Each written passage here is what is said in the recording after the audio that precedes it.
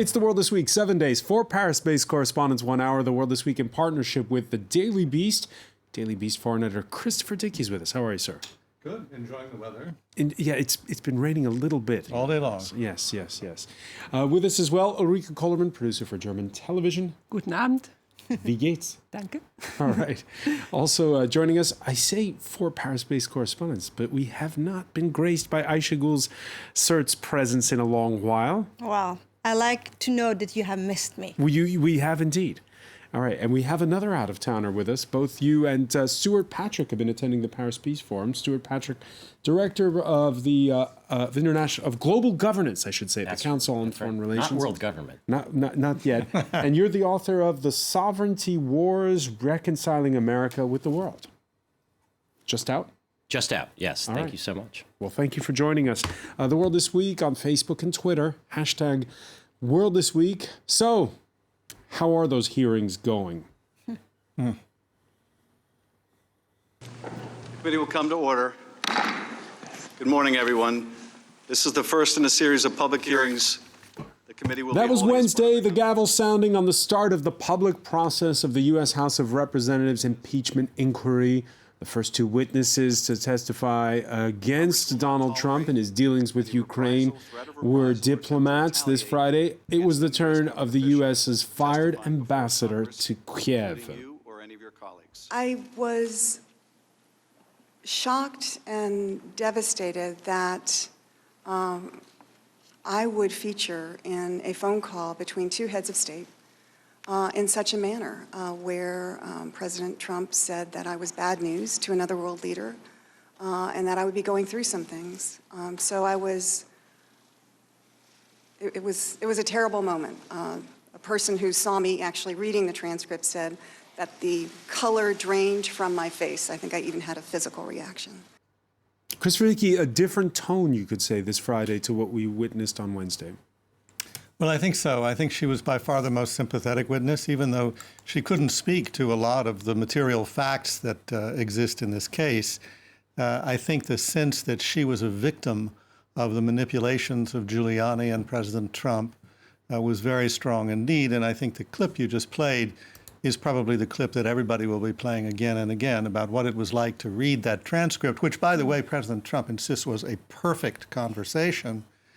How that perfect conversation affected a diplomat who's with more than 30 years' experience. More than 30 years' experience, and the man who's overseeing the proceedings, the Democratic Congressman Adam Schiff, talking of witness tampering in real time with the tweet that was issued by Donald Trump, that tweet in which he basically, while she was speaking, said the following, that she everywhere she went, it turned bad. She started off in Somalia.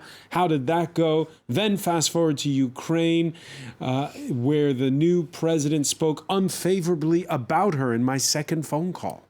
Well, there's a lot to parse there, actually. But first of all, why fast forward? Why skip Kyrgyzstan and Armenia, which were her 2 other ambassadorial appointments? Well, probably because he can't spell Kyrgyzstan, and also because he probably doesn't care. The point is to say that she was lousy, that the President Zelensky that he was talking to was dumping on her.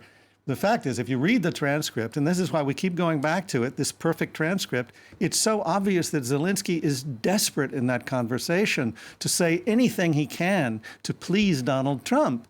Because, first of all, Zelensky doesn't think Trump is going to release a transcript of that conversation that's absolutely humiliating to the new president of Ukraine. And secondly, because he knows that basically his own neck, Ukraine's neck, is on the chopping block if Trump doesn't come through. Ulrike Kollermann? Well, this tweet is obviously outrageous. I mean, how can she be responsible for what happened in Somalia? But it makes it clear once more that Trump is like just treating it as an entertainment show. And it's for the big public. It's the first time that it's public hearing. And what we can see is actually witness intimidation happening during the procedure. And this is something really shocking. The only problem is that it won't shift the minds of anyone because the public is divided already and everyone is in his camp and they just feel supported in their own opinion. So it doesn't really help. And also the medium, right? Twitter, people think, well, yeah, it is entertainment, But you right? get so used to it now. Trump is tweeting every day, and the more outrageous, the better. But that only leads to a situation where politics are seen as entertainment, and the real issues are totally left behind. See, I'm not sure, though, for Trump, it is entertainment in the sense of for him, it is actually a way of communication. That's how he's been passing his information. But the thing which is very interesting for me, one of the key words is disloyal. So what Giuliani said about the former ambassador is that she's been disloyal. And there's Trump's obsession with this loyalty thing that it's been working on. What is very scary for me is here is a diplomat who has a track record of foreign service for more than 30 years, who has served under 5 or 6 different presidents, Republican and Democrat, and who is just being called disloyal to the president. And not the reason why, as a diplomat, I believe you do the job is to be loyal to the country, to serve the country. This is what the juxtaposition here is really striking. What you saw today when it goes into the public forum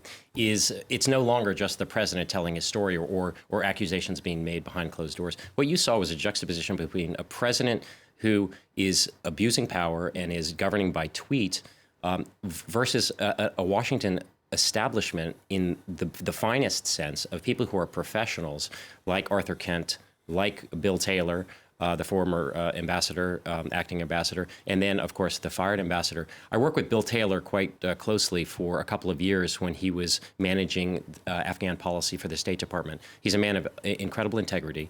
He's a public servant who nobody knows whether or not he was a Republican or a Democrat. He's worked for 5 or 6 successive U.S. administrations of both political parties. What you saw was damning evidence of an abuse of power and what the Speaker of the House, Nancy Pelosi, called this week bribery. There is a question, as Ulrika pointed out, as to whether or not this will make any difference over the long run. I am more confident that it will. Trump's voters will not be persuaded, but I believe that the drip, drip, drip of all of this coming out will make a difference within the middle of the country in terms of the undecided voters. My concern is that people like Taylor and Kent and Jovanovic, precisely because they are intelligent and competent and devoted, will be portrayed as a Washington elite to be despised. We did a show on Wednesday where the person defending the Republicans talked about the deep state that's out to get Donald Trump. Yeah, and this is, borrowed from somebody in the Middle East. Yeah, and this. Why are you looking at me, Christopher? It's a constant drumbeat. It's a constant talking point. But there is, I think, emerging a real distinction between somebody who places his entire time in office to the pursuit of his own private interest and public servants who actually believe in the public interest. And that is a thing that the Democrats on the committee and their allies who actually believe that Donald Trump is corrosive to American democracy and a danger to the republic. Because here in France, we have far right and far left leaders who say the system's rigged against them, but they don't talk about a deep state. And so would you say the U.S. is facing almost a constitutional crisis? The U.S. this is a perilous moment for the American Republic that I never thought that I would have seen. And the difference is I remember watching the Watergate hearings when I was a little kid and my mom was doing her ironing and she kept burning her laundry because she kept swearing to hearing what the president had been up to. And there was a sense that America, even people who were Republicans, like my mother, were aghast at President Nixon's behavior. But does that still exist? Does that sense of outrage still exist? There's another problem with the impeachment procedure. I mean, it will lead to nowhere because once it comes to the Senate, it's over. So why? Yeah, but you heard Stewart. He's saying that it's going to convince voters. I don't think so. It's such an immense waste of time and energy. I mean, just don't vote for him anymore if you don't want him. There will also be the potential of, in addition to the fact that he may lose the next election, there are a lot of people under criminal jeopardy, both who were served for this president and who are currently serving for this president. And as those people start to get in closer into jeopardy, they're going to have a circular firing squad in the White House. And I believe we're going to see the latest, by the way, being revelation. Rudolph Giuliani, according to Bloomberg and the Washington Post, who's now being investigated for his dealings with energy companies in Ukraine. Aisha Gul, sir. Wow. And Roger Stone was convicted today. So he was Mr. Dirty Tricks in this campaign. He was the link to WikiLeaks. And now all of a sudden he's facing probably 20 years in jail. Is he going to start talking? How does he think those guys in jail are going to like that tattoo of Nixon on his back? But the thing which is also, I wouldn't go as fast as saying that the impeachment, will not pass the Senate and that's it. First of all, in the American Constitution, bribery is one of the reasons why you can call for impeachment. So if it can, yes, there were 4 presidents who were called for impeachment, some of them just like Nixon, what's the word in English? Anyways, he Resigned. Thank you, Christopher. He resigned. But I think that what is the scenario that could be very interesting is that here's Trump, the 4th president, who would be impeached, who would be acquitted, who would run for a second-term presidency, and who would win it. I think that would be really a first in the United States, and that would be a first. Yes. But the thing is, the impeachment gives him the opportunity to present himself as a victim, and all his supporters will just see him in Ulrika, this he role. does that anyway. Yeah, The but argument that somehow impeachment works to his benefit is one that he keeps using because he's trying to scare people away from impeachment. The fact is, the impeachment is not going to work to his benefit. It may not get him out of office, but it is a tremendously corrosive process, and it will corrode even further than it right now the credibility of his regime. When he was tweeting about all those other things, he was tweeting about the stock market going up. If the stock market plunges in the next few months, he has tied basically his entire credibility to that at this point. And he is, well, I can't actually say that on air, but he is really in trouble if that happens. All right, while those impeachment hearings were opening on Wednesday, over at the other end of Pennsylvania Avenue, the President of the United States, aforementioned here, was welcoming his Turkish counterpart, with Donald Trump depicting his sudden decision to drop support for Syria's Kurds as a happy ending that made everyone happy. We have a great relationship with the Kurds. We have had. We're with them now. We get along with them. And by the way, I think the president, he may have some factions within the Kurds, but I think the president has a great relationship with the Kurds. Many Kurds live currently in Turkey, and they're happy and they're taken care of, including health care. We were talking about it before, including health care and education and other things. So that's really a misnomer. Aisha Gul, sir, you're back from reporting at the border between Turkey and Syria. Yes, indeed. And we have a great relationship with the Kurds at the border, just like the American president says. Yes, I was there 3 days after the operation that Turkey started. Whether you call it operation or invasion is up to you. And when you hear the U.S. president saying that his Turkish counterpart has a great relationship with the Kurds, what's your reaction? It depends on the momentum, because there has actually been moments that President Erdogan did use the Kurdish cause in order for the elections to get votes. The thing with what happened in Washington, which was very interesting for me, is that in looking from Turkey to Washington first, 2-3 weeks ago, there was a huge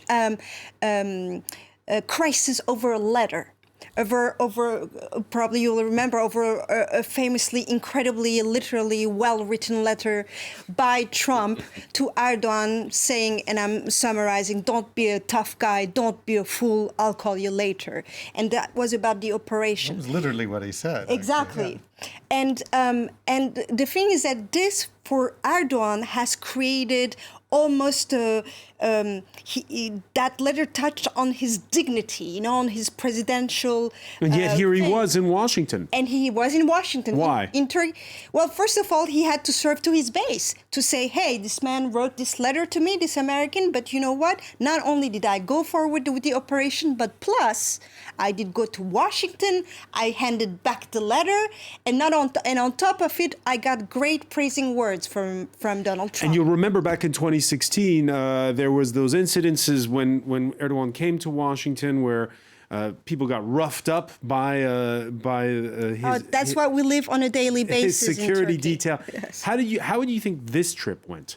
Well, I think that this trip was a success for Erdogan, but it brought nothing for Trump, because the Democrats and the Republicans are not very happy to be having Erdogan in Washington, D.C. Yeah, well, it also. It was a feel-good moment for the two presidents, who sort of, one strong man meeting another, but it didn't solve some of the underlying points of friction, as you mentioned. For instance, the fact that Turkey is going to be under sanction because it has accepted the anti-aircraft missiles from Russia, and so automatically sanctions will have to go into effect. He tried to appease a number of senators on the Republican side by inviting them to the White House, where bizarrely the White House allowed Mr. Erdogan, to play a video, which was a propaganda video, basically about how awful the PKK is. They left unconvinced. People in Capitol. We can show a clip, by the way, from that meeting with the senators, where Erdogan and Trump found a common adversary in France's president. Emmanuel Macron's warning last week that NATO was brain dead, drawing this rebuttal. Very disappointed, and he was very disappointed in the statement made by France having to do with commitment and NATO. That was a big statement that was made a couple of days ago by France. So I think that bothered the president very much, and I don't think he was very happy about it. And a lot of other people feel that way too. It's unacceptable. See, that's a nice way of saying it. Yes, you have a situation here where the president is taking sides with the strongman in Turkey, who is acting in a way that really quite makes one question his future as a NATO ally, and it seems to be taking sides with the president of Turkey as opposed to the president of France, who is trying to save NATO and give it a real raison d'etre for. But you have to. And there's sorry, another point which is really ridiculous in this meeting, because once again Trump was talking about the ceasefire the Americans negotiated, totally forgetting that it was the withdrawal of the U.S. troops that triggered the Turkish invasion. So it was again. And it was also the Russians who negotiated the ceasefire. I mean, come on. Which is very interesting, because to come back to the exactly like you said, to the Paris Peace Forum, where Sergei Lavrov was there on the first day, and that was one of my questions. The foreign minister of Russia. Of Russia, and foreign minister. And the question I asked him was, what about the Kurds in Syria? You have unofficially, in a way, Turkey would not make a move without Russia unofficially doing to say so. And he said, we had nothing to do with it. Just go wherever we're called. There's another point of fallout, if you will, from all of this, which is the ISIS fighters. We'll talk about it when we come back. You're watching The World This Week.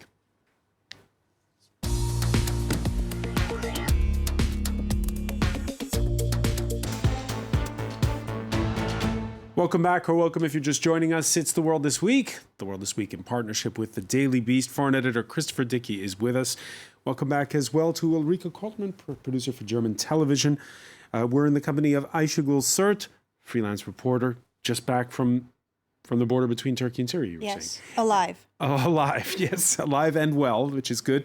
And also with us is Stuart Patrick of the Council on Foreign Relations, your latest book, The Sovereignty Wars, Reconciling America and the World. Thank you for being with us. Yeah, we were talking about that visit on Wednesday by Turkey's president to Washington, and it was timed with the start of deportations of suspected foreign fighters from Turkish prisons. The latest case, a 39-year-old U.S. citizen suspected of belonging to ISIS. He's been deported from Istanbul after 5 days spent in the no man's land between Turkey and Greece. 2 Germans also expelled the same day, according to the Turkish Interior Ministry. Now, the U.S. squarely siding with the Turks on that score as well. At a meeting Thursday of NATO members fighting ISIS, the French foreign minister standing by Paris's doctrine on the matter. In Iraq, there are 11 or 12,000 people who come from all over, but there are some who come from Iraq and Syria, and there are dozens of French citizens over there too. We believe, and when I say we, it's not just France, all Europeans believe that these fighters have to be put on trial in the country where they committed their crimes. And so we are working today towards the development of a legal way of doing just that.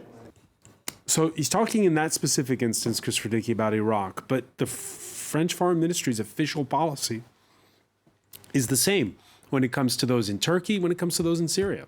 Well, that's because it doesn't want to be responsible for them. And I don't blame them for not wanting to be, but in fact, it is shameful.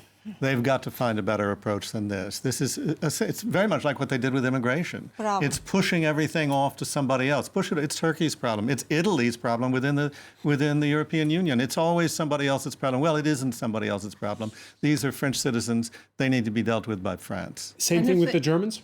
Well, in a way, yes. Also, the Germans were quite happy to leave the dirty job to the Turks. So I think the Turkish have a point to open the gate and say, sorry, but these are your nationals. You have to put them to trial and not Turkey. And it's particularly problematic where maybe Syria eventually, I doubt it, but Iraq is concerned because Iraq has capital punishment. So if you say, okay, you're going to deal with these ISIS, French ISIS people. France insists it'll pressure them not to, to carry out the death penalty. Sure. Well, the thing that Christopher says that I completely agree with, there's really, I don't like to say the word parallel, because coming from the mouth of a Turkish person, it can be interpreted as deep state, parallel state, etc. But anyways, coming back to the immigration thing, it's saying, you know what? We don't want those migrants. Turkey, please keep them. You know what? We don't want those fighters who, from your country, those civilians from your country who joined ISIS. Turkey, please keep them. That is unacceptable. I mean, there are some places where, just as Turkey takes responsibility for these migrants and for these people, the European countries, the Western countries, need to take responsibility for them. This question of what to do with foreign terrorist fighters and whether or not to try them in the country where they committed the crime, the country that they happen to be in at the time, right now, or their country of origin is something that has bedeviled the so-called global war on terrorism since 9/11. Guantanamo. Exactly. You should say alleged terrorists, because in the case of the Germans, There are no proof so there's far. no proof, and they're saying they might have to release them when they arrive home. Right. There's no. The problem is that there's sort of a no man's land here. Well, in terms of how the international system actually deals with not terrorist combatants that are not members of states. Yes, and you also had the situation that a lot of these people were killed in what are actually extrajudicial killings. And there was a big hope, not least by the French services, that they could eliminate a lot of these people before they were captured. In fact, there's been a kind of a disappointment. So many were picked up. Right. There's also a huge problem with the families of these people, with the children of these people. We're talking tens of thousands of people. And women, exactly. And also, maybe, you know what? There should be a safe zone, just like Erdogan wants to create northern Syria to send back all the Syrians in a way. There should be a safe zone, since the West does not want these former combatants, to send all these Western combatants there. But they cannot stay in Turkey. On this one, I think that Turkey is right. Why they are doing it, what is the reasoning of doing this, what's the timing? Is something else. Yeah. Yeah, and we'll be talking about it more next week, when the sister of two of the French most high-profile jihadists who were killed in Syria earlier this year, she goes on trial here in Paris. Over in Bolivia, it all came to a head this week, a post-electoral crisis culminating in the police and the military dropping support for the country's president of 13 years, and Evo Morales landing in Mexico, where he was granted asylum. Morales, who calls it a coup. It's a crime to be indigenous. This is a class problem. When a president supported by social organizations, workers, rural workers, and patriotic professionals in the government is in power, the police riot. The police carry out a coup. And without even waiting minutes or days for me to resign, the commanders pushed for my resignation. Coup or not, it depends on what side of the fault line you're on in Latin America and politics, Christopher Dickey. Well, you can have popular protests and you can have a coup as well. You can have the two things together. We actually saw that in Egypt back in, 2013. But in Latin America, you also have a long tradition of no re-election.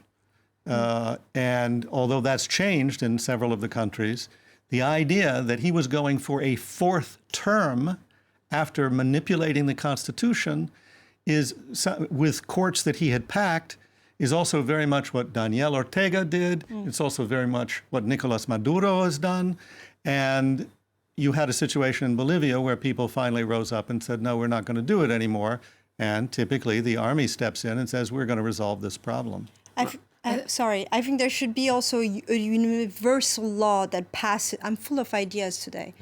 A universal law that says that you cannot pass more than X amount of terms as a head of state, because you see, just like with Morales, with Erdogan, with so many other heads of state in Africa and Latin America, the moment that there is Putin, there something that passes 10, 12 years, the fruit of power gets too sweet. I mean, Morales started in a great way when he came to power 14 years ago. And do we have to say this could be a problem with Trump? Oh, well, anyway.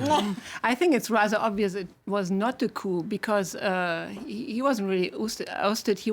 The army suggested that he step down, and he left the country. And was he pushed out, or did the army just say, we don't want to shoot on our own people? To leave, I would say, but it was well, not a coup. Once when the army, once you pull the protection away from the presidential palace in the middle of riots. They were not prepared to shoot on the people, and well, when the army coming from Turkey, when the army tells you we suggest you do that, that means there's a coup coming not far. Yeah, my sense is that this is a blurry middle ground. Obviously, by making the statement that the head of the armed forces did, he's inserting himself into what should be a civilian rule. So there is an element of the army and the security forces flexing their muscles. On the other hand, as you pointed out, Morales has, like many other democratic leaders, has gotten increasingly authoritarian over time. His manipulation of the electoral process, and so there were also genuine popular revolt in the streets. I think what's really interesting is that the hemispheric response to it is so incredibly divided along ideological lines, where you have the Bolsonaros on the one hand, quite right-wing authoritarian tendencies, and then you have the sort of usual suspects of the socialist internationalist left on the part of Cuba and Maduro. And one final question on this, on which way it's going to go, because on the one hand, you had late on Thursday this deal between lawmakers from both sides of the aisle to stage a new presidential election as soon as possible. We've also had Morales, who's been speaking in just in the past minutes, saying new elections can be held without me.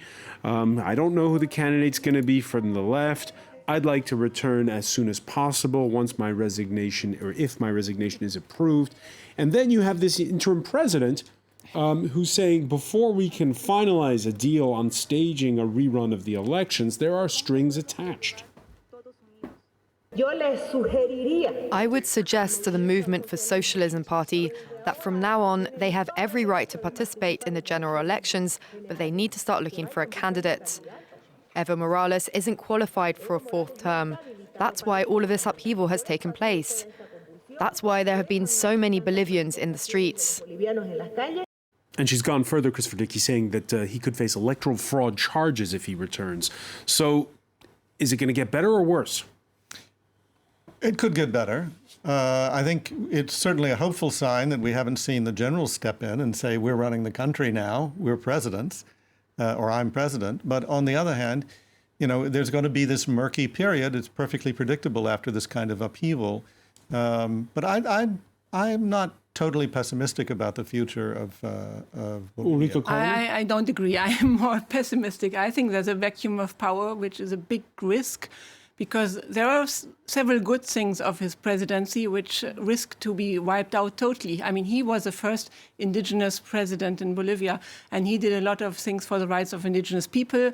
He reduced poverty and all these things. And everybody thought that was great for two terms. In the beginning, he delivered, and it was okay. It was just that he wanted to remain in power, and he did the same mistake as so many leaders, that he just clinged on the power, and so it's big chaos now. I want to turn the attention here to this continent, and well, The weather portion of our show, the floating city is underwater.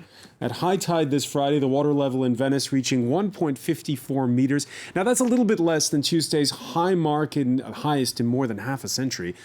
Enough, though, to pile on more pain for the locals. The government's declared a state of emergency. Local authorities, they blame global warming. Ordinary citizens, they're fuming over those barriers and hydraulic systems that have been under construction since, wait for it, 2003. It's 9:20 and I'm forced to close the square.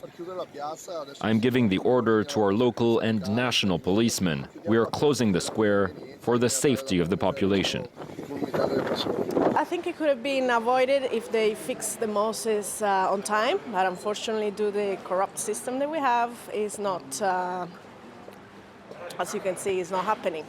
And it's a shame because we lose business, we lose local business, we lose artistic treasures that we're never going to get back, unfortunately. 2003, that's when construction began. Come on, it was planned in the 80s. Work began in 2003, but this project has been going on for decades, and there were a lot of corruption scandals. But that's not the point. The point is the global warming. But even if they make the biggest barrier and the most sophisticated system, it doesn't help. Venice is sinking. And I mean, there was a meeting of the regional council in Venice, and they voted down things that could have saved Venice. And even while they were sitting, the room was flooded. So you can just hope that at one point it will affect and really change people's minds, that there has to be something done more. Venice just is a making barriers. perfect example of a city or population that just gets used to certain things. I mean, I go to Venice a lot. And in fact, my wife... Lucky you. I love it. And it's just a wonderful, wonderful short trip from here. And my wife and I usually take knee-high boots because we actually like to be there during the Acqua Alta. You sort of slosh around in St. Peter's Square, it's okay.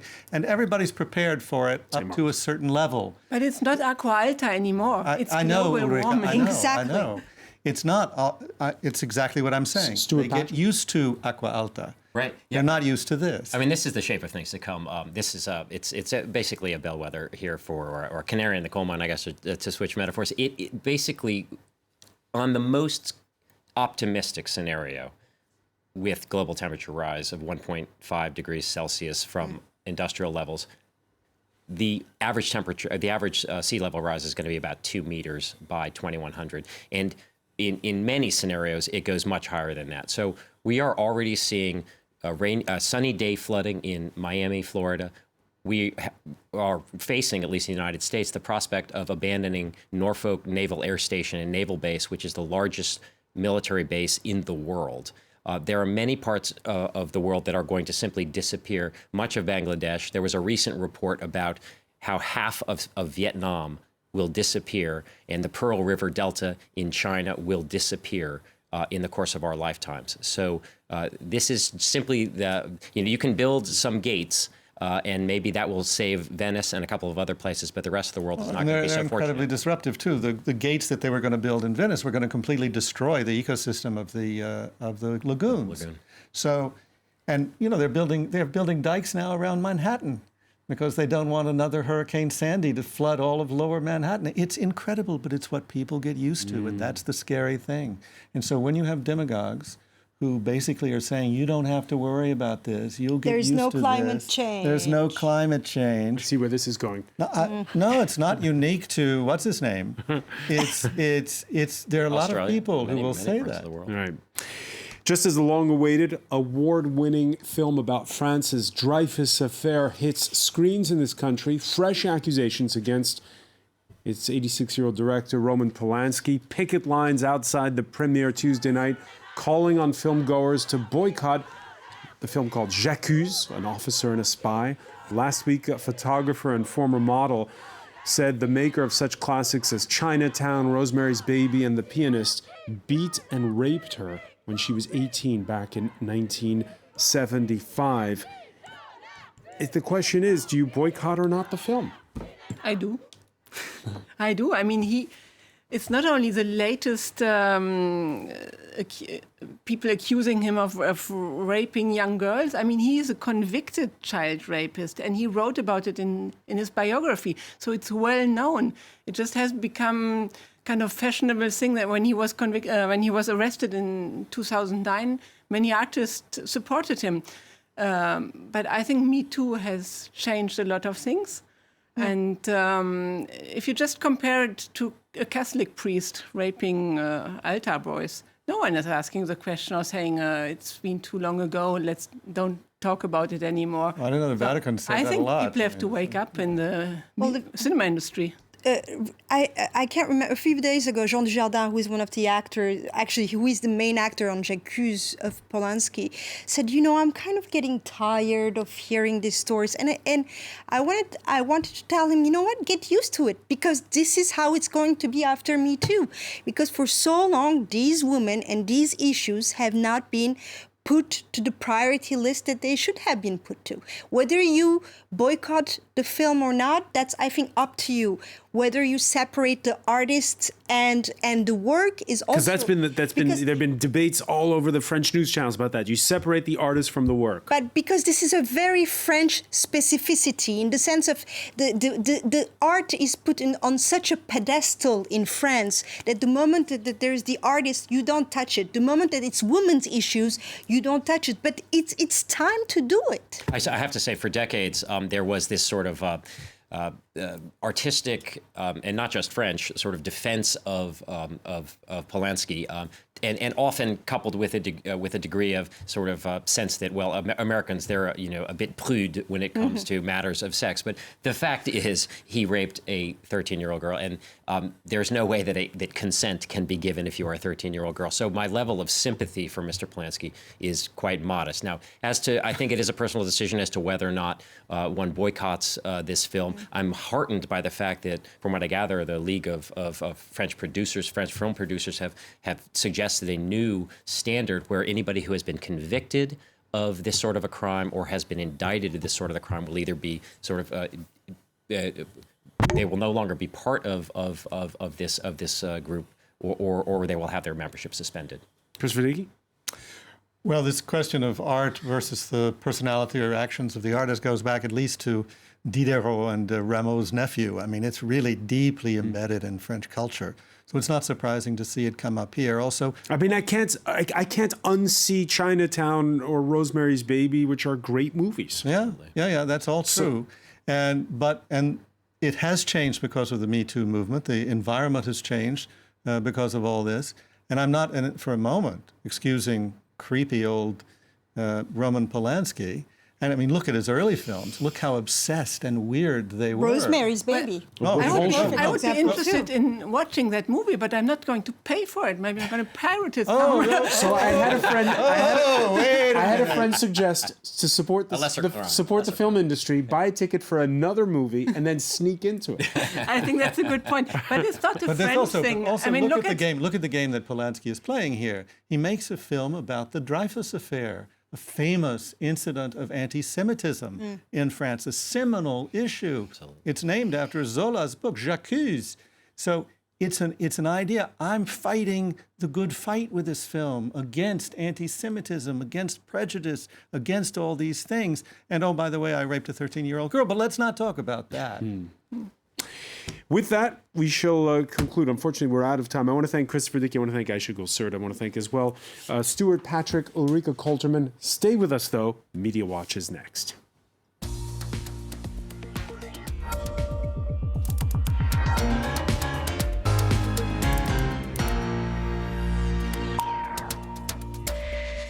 And we say hello to Catalina Marchand. Hello, Francois. So you're going to begin with the lofty topic of Taylor Swift.